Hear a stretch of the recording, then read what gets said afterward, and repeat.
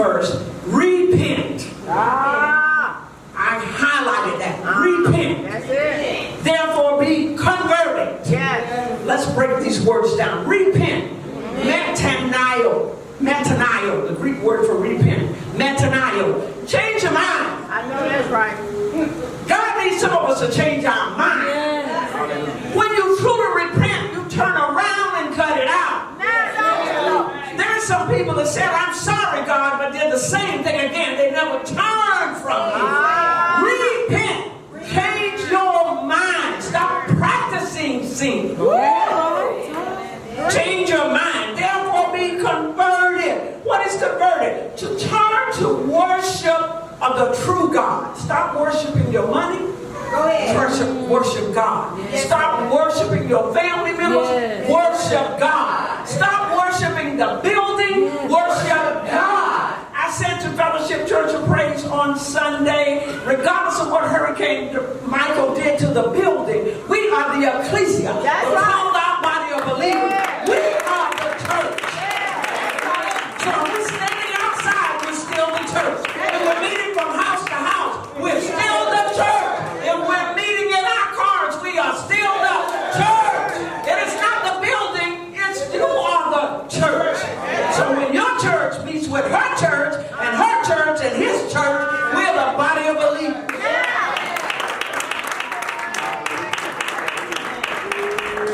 That your sins may be blotted out. Be converted. Turn and worship God so he can blot out your sins. Change your mind so your sins will be blotted out. When the times of refreshing shall come from the presence of the Lord. Only real refreshing comes from God. It's temporary when people give you a reprieve. Say it again. But refreshing comes from God. God knows how to quench your thirst. David said it this way. He said, I longed for some water from Bethlehem well. And 3 of his mighty men went straight through the battlefield, risked their lives for a drink of water. Because Bethlehem well represented the coming of Jesus Christ. And he was referring to the Holy Spirit, that if you drink, you won't thirst anymore. Preach it. So this is your time to have your thirst quenched. When you've been longing after a man, he can quench your thirst like the woman at the well. When he said, you had 7, but when you have is not your own, he was telling her you thirsty. But what you want, you can't get out of a man. What you want, you're standing looking at it. The infilling of the Holy Spirit will quench your thirst. Anybody thirsty? I'm thirsty for him, for more of him. I'm thirsty for to be drenched in the presence of the Holy Spirit. I am thirsty for the power of God. I'm thirsty for miracle signs and wonders. I'm thirsty to see a move in the earth realm. I don't want to just come to church. I'd rather stay home and watch TV if I can't see his move. I know. At least I won't waste my time. I'll be entertained. Keywords, times. Greek translation, kairos, or kairos. Kairos, we say kairos, but it's kairos. Defined as due season. It is your due season. This is the season I'm about to get what's due me. Now you're in trouble if you do rebuke, or reprove, or correction. But I'm about to get what's due me. And when I'm getting what's due me, it's more than enough. That I'll be able to be a blessing to others as well as myself.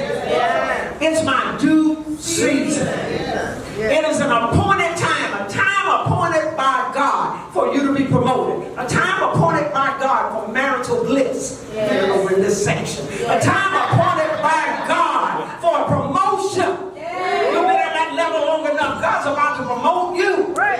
Touch yourself and say, it's my appointed season. It wasn't appointed by you, thank God. It was appointed by him. When God appoints a season, as the man by the pool of Bethesda, at the right season, every year at a certain season, the angel came down. But when it was his season, it didn't matter who stepped in first. When it was his season, nobody could get ahead of him. In fact, when Jesus showed up, he said he gave him all these excuses. Somebody died then ahead of me. He asked him a key question. Are you willing to be made whole? I'm asking you tonight. Are you willing to let him heal you of your injury?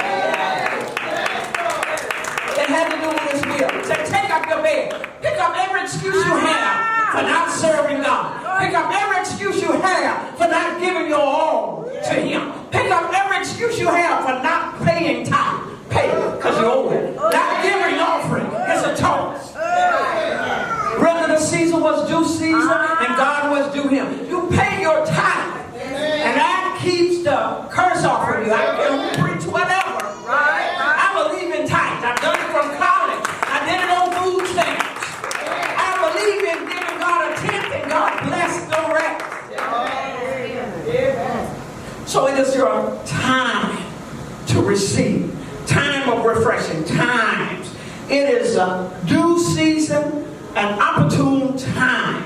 Refreshing. The word refreshing comes from the Greek word apnoposis. Apnoposis. Apnoposis, which means, love this, a recovery of breath. Have you gone through so many trials you couldn't catch your breath? Somebody say glory. I need a minute. Have you had so many things hit you? You said, hold on a minute, let me catch my breath. Well, this is a season of recovery of breath. You get to recover your breath. You can breathe again. This is a season where the panic attacks in.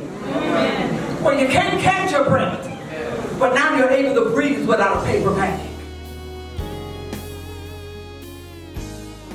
I feel almost like an octopus that the tentacles go out throughout the neighborhood. It's reaching people all around you. And it's always been about, let's do it together. Let's do it together. Let's do it together. And you're going to draw couples, power couples as a result of it. Longevity, people that have longevity in their marriages as a result of it. You're going to draw families as a result of it. And you're going to find that more and more people are going to come in. I see somebody rolling in a wheelchair and you're praying for them, seeing it in the spirit realm, and they're rolling in and you're praying for them, and they get up out of the wheelchair and they start walking. Woo! Hallelujah! They're just going to feel the power of it. And as you walk through that word, and this dropped in your mind, the Lord said, you were in Israel. And this dropped in your mind when you were in Israel. What you're going to come back and do for the Lord. How you're going to come back and change certain things within the ministry. And this is a season of real change. You were quiet, but you were thinking about things. Sing it through the Jewish Savior. And sing it the way that He would do it. And there were certain things that people were going to look and say, well, this don't seem like church as usual. And I can hear you saying, it's not church as usual. We don't want it to be church as usual. That's the problem. We want it to be that every time you show up, His presence shows up. That it's an experience that you leave here saying Jesus was there. And I felt His power. I felt His anointing. And this is the season of exponential growth. I hear Him say exponential growth. They won't trickle in like it has been in the past, but they'll come in fives. And the five will be grace and His hand. They'll come in fives. And you say, that's the hand of God, and that's grace. Every time they come in, Daddy, I see your hand, and that's your grace on in. He said He's a God of a second chance, and He stretched out your life and gave you a second chance because your work wasn't finished. Then He had other things He wanted you to do. When the enemy thought you were down for the count. And you understood it was the years together that held you here. So that you would finish your assignment. And not only will you have daughters of destiny, or king's daughters, but you'll have king's sons. Because that's been that strong. It'll be a dual conference next time. Of king's sons and king's daughters. Where the sons will show up. And they'll endorse that sonship. And they'll say, this has been a real father to me. When I didn't have a father, it's been a real father to me. Because you've been beating yourself up over shortcomings. You've been beating yourself up saying, maybe I should have done this and maybe I should have done that. But I heard Him say it's under the blood. I want you to trust me. And this is a year of celebration, of celebrating life and celebrating the ministry. Your marriage is your ministry, and your ministry is your marriage. And what He's done in you, you're going to see Him fill this place, or you'll have to get more chairs. Yes, Lord God.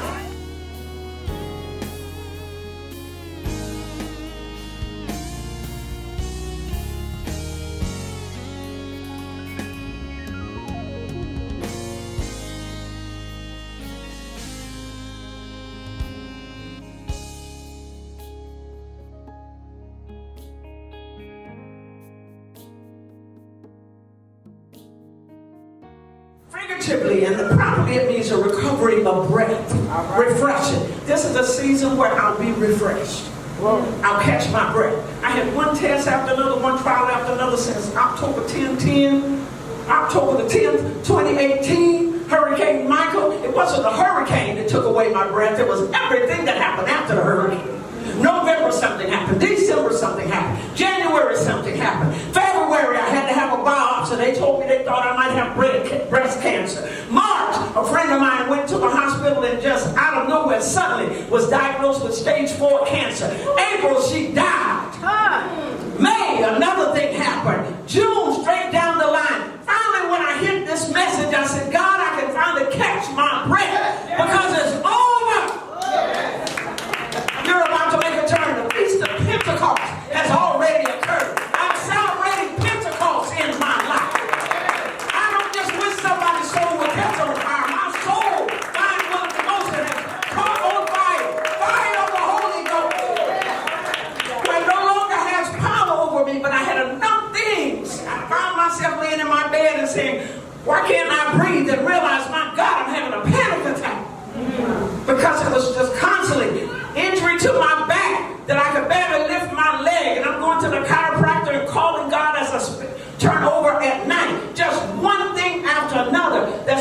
to suck the life out of you, but it is your recovery season. Anybody need to breathe again? I don't know about you, but tell somebody I can catch my breath. I can breathe again because he's breathing in me. I can breathe again. He took the panic out. Thank you. If you haven't lived, just deal with contractors and deal with insurance companies and deal with adjusters and deal with everything being torn up like they dropped a bomb on that area. I believe it. But somebody say, but God. But God can turn that thing around. And he can make it pay for it. Tap yourself and say, it's my season. I am due this season. Don't get jealous. I'm due this season. Out of all I've been through, it's my season. I'm due this.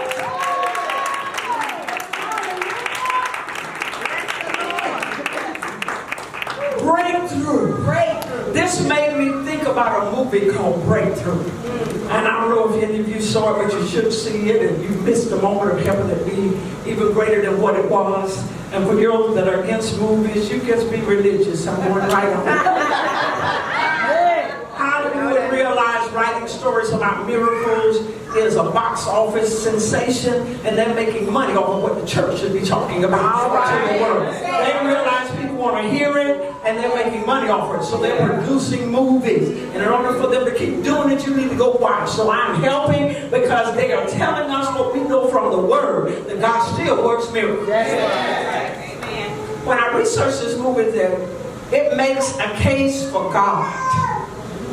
Pro basketball player Steph Curry. Anybody heard of him? Yeah. I know you see the service, Steph Curry.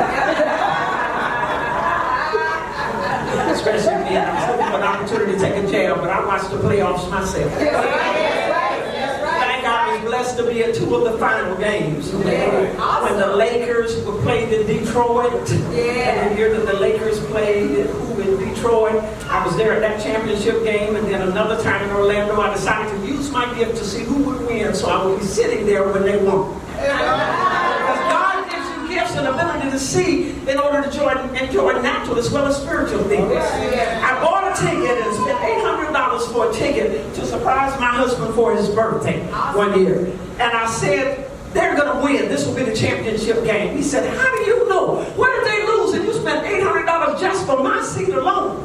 I said, I don't bet on the losing team. I bet on Jesus. I know if I put my money on it, it's a win. And bought airline tickets. We flew to Detroit, stayed in the hotel, and we were sitting 10 seats from the floor. The last time that Shaq and Kobe played together, we were right there taking pictures, and Aretha Franklin sang at halftime. God gives gifts, but the gifts aren't just for inside the church. We're just limited to that. If it's important to you, it's important to God. In fact, I harassed Jonay and Destiny, and I harassed Lindsay and Deborah. They've been married almost 15 years. I said, I see a little Lindsay crawling, beautiful hazel eyes, and keeps crawling toward me. So I don't know what y'all thinking about doing, but you stand with each other because I'm having a grandson because he keeps crawling toward me. Right? A witness. I said, oh no. I see this little boy, and I see his eyes, and they're going to be these beautiful little hazel color eyes because he keeps crawling toward me looking up. God was calling him out of obscurity into visible so that they would line up to do what God wanted them to do. They have a little Lindsay watching tonight. And I kept telling his daddy, and he shall be called Lindsay. Just as God said to Elizabeth, he shall be called John. He shall be called Lindsay because that's what God keeps calling him. His daddy said, I don't like Lindsay. I said, well, God likes Lindsay. And I put some pressure on the prophet that was married to him. He shall be called Lindsay. So while everybody else calls him Levi, I call him what God called him, Lindsay. God saw you before you made your debut. And God named you. And he brought you forth at the right season to fulfill the mandate that he has on your life. And you have to understand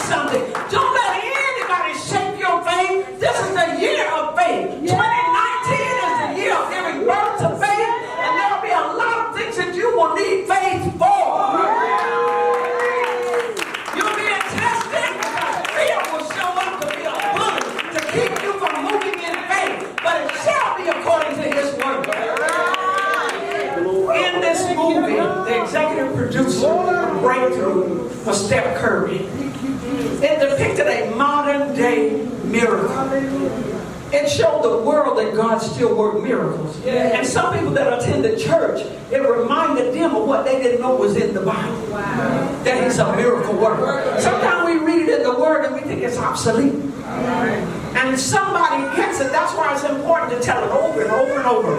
You may sound like a broken record. I told them I don't care how many times you get sick of hearing it. You may say, I'm sick of Pastor Ron talking about the aneurysm. Hi, Dr. Vargas, glad you're here. I'm going to talk about it until I take my last breath. And then I believe in God when I'm over 100 and take my last breath, that when they stand over the casket, somebody gets a miracle. When I'm leaving here, that somebody gets filled with the Holy Spirit, somebody starts speaking in a prayer language, unknown language, somebody else has a creative miracle, somebody begins to prophesy until they stand up in the funeral and say, my God, I love this funeral. I want an Elisha experience. That when the dead men, they were enemies coming into the country, and they noticed that they were taking a body to bury it, and when they were afraid of the enemy, they threw that body in on Elijah's bones, and the dead man got it. I expect somebody dead in the morgue to get up and walk out when they roll my body in there. I'm telling you what I expect. And I want somebody to live and say, she said that. Look at God.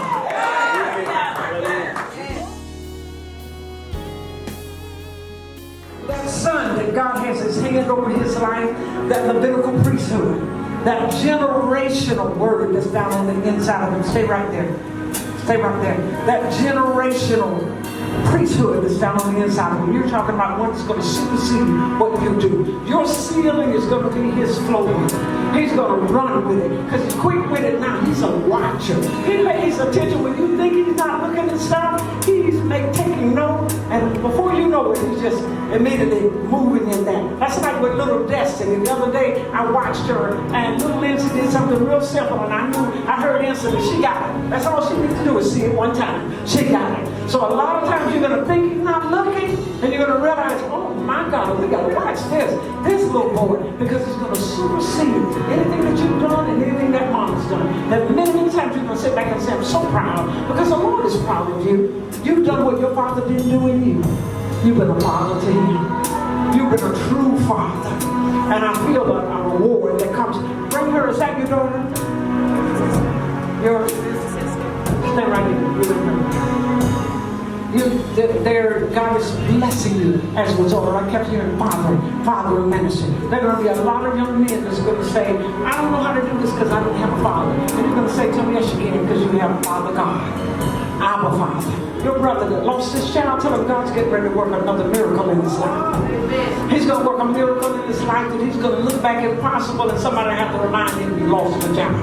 Because he's going to bless him out of his loins. It's going to come children out of his loins. The celebration of life. That he'll look back and almost feel guilty from time to time of saying, oh, did I forget him? It won't be forgetting him. It will be God paying a Job experience. I'm going to pay you for your loss, says the Lord.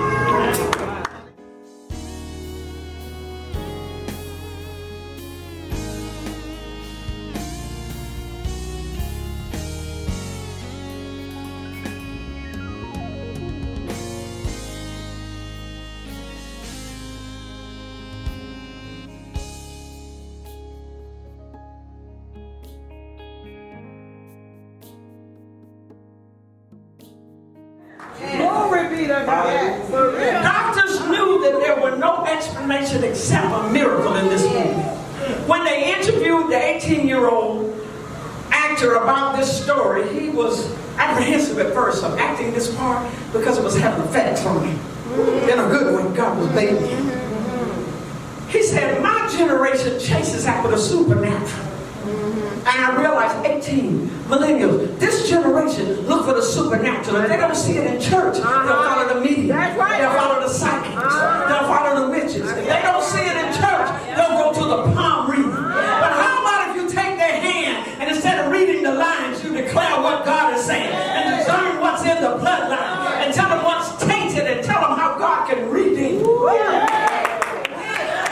They need to see power in church. That's right. water and drowned. He was underwater for 15 minutes trapped. Spoiler alert. I'm doing it. Should have gone to see the movie. He's underwater for 15 minutes trapped. 45 minutes without a pulse. Dead for over an hour. He was pronounced dead. I love it. God waits until every man says there's nothing else we can do. It's all over. And he steps in and says, that's what I was waiting on. For you to be able to say it's completely dead. That situation is dead. I can't do a thing about it. And the resurrection shows up. He was dead for over an hour. The moment his mother prayed, death, out of death came life. Acts 3 starts with the first healing / miracle, I would say miracle, by the apostles. The word apostles, apostolos. Apostolos is the Greek word for apostles. One sent with the dual power of attorney to act in the place of another. One sent with a dual power of attorney to act in the place of another, with the sender remaining behind to back up the one sent. I love that. Not just apostles by title, but one that was sent by God, and he's sitting in heavenly places next to God Almighty and saying, I'm backing anything they say. They say miracles will happen. Yes, Lord. He's backing them.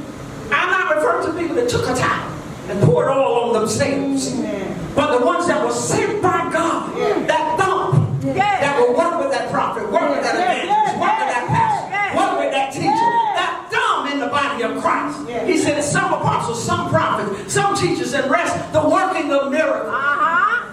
He's still working miracles. Why are we leaving that out of the equation? I know. I'm alarmed at how many people will believe a doctor over Jesus. As if his name is God and his name is Jesus. Instead of believing that Jehovah has the final say. It shall be according to his word. I became a stalker, and I love my niece Destiny. Every time she came back and said, the doctor said, I told her what Dr. Jesus said. The great physician. Every time she said, the doctor said, I knew sometimes she walked away saying, my God, I wish she'd gone away with that prophecy. Until the last time I said, look, climb on my back and ride on my face. Because my faith says, I see a little journey. God was talking about you. There was a destiny. And then when she had little destiny, I saw that little boy, Jonah, one day at Globalized Society, standing over in the corner of the gym. They were teaching a class. And I kept seeing this little boy say, don't forget about me. Don't forget about me. I was so excited I couldn't wait until she finished the class. I said, guess what I saw? And I was so elated she saw the same thing. That little boy said they may be so happy over this little girl, they forget that my word came first. God talked about me before he talked about her. And she's carrying little Jonah. I believe God's word. Let every man be a liar and let God be true. I believe God's word. I'm not against doctors. I'm not against physicians. Luke was a physician. Luke wrote the book of Acts. So I thought it's great that a physician would be the one testifying to the fact that this man is lame from his mother's womb. He was born with a birth defect. Since everybody believed the doctors, here's the physician saying he was born with a birth defect.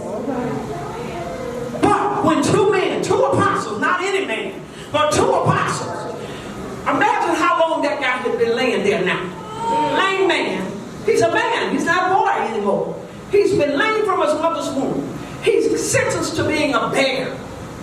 And the text doesn't even mention his name. So you're known as the lame.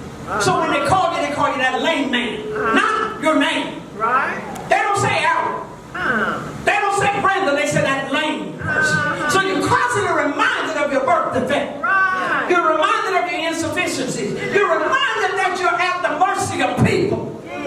You're reminded that you can't even go into the sanctuary. You're not allowed to go to church. I'm appalled at the people that hate going to church that won't go and they're free to go. And when they had birth defects and lame and disease, they couldn't